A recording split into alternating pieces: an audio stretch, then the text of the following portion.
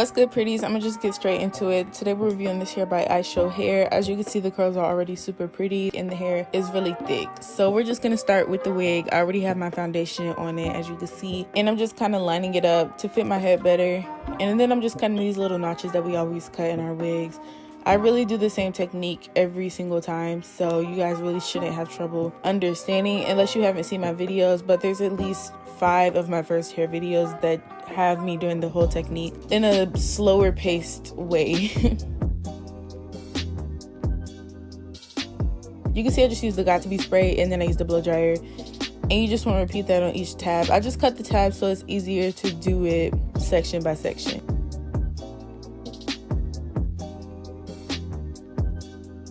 And then after that, you just want to brush out the edges because they're going to be kind of hard. I advise using a rat tail comb. I haven't been using mine lately and I have no idea why, but you just want to cut it off. I did change the camera lighting because I'm still trying to figure out my settings because I want my videos to be professional. But yeah, this way you guys can see how it looks in real life. Like, this is the real color. So yeah, you just want to cut the little notches off.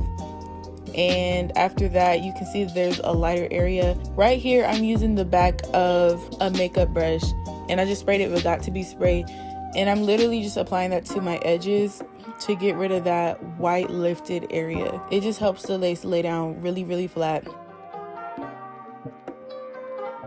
But one thing I did notice after I'm done with this, you'll see there's like still a light area around my head, and I believe it's because I haven't been using alcohol to clean my forehead before. So obviously there's like oil and stuff that's coming up with the Got To Be, so I had to use a little bit of makeup to get rid of that light area, and then adding the baby hairs helps also get rid of that. But right here, we're just gonna go ahead and spray the hair with water. I'm just drenching it all the way down, no products at all, just water.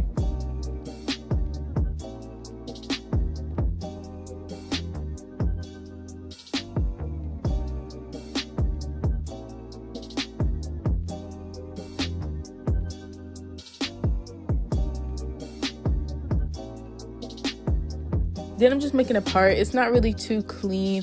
I used my fingernail because I was going to work and I didn't have time to hot comb, and I just decided to make it like a messy part, like a throwover kind of. And then I used my Care wax stick, and there's how it's looking. I just wanted to show you guys the edges. But yeah, so after that, we're just gonna go into the baby hairs. We're not using any hot comb or anything. Later you'll see I did, but you'll hear what I have to say on that part. So yeah, we're just gonna cut the baby hairs as usual.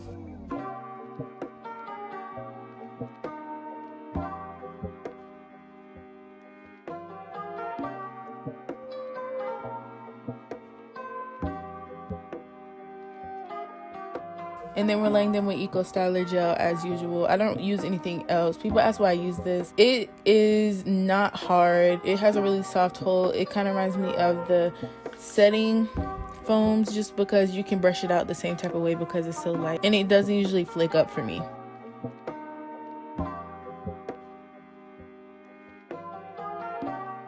So after that, we're just going to go ahead with that same Eco Styler and apply it to the hair that is damp now. It's not really drenched. And then we're done.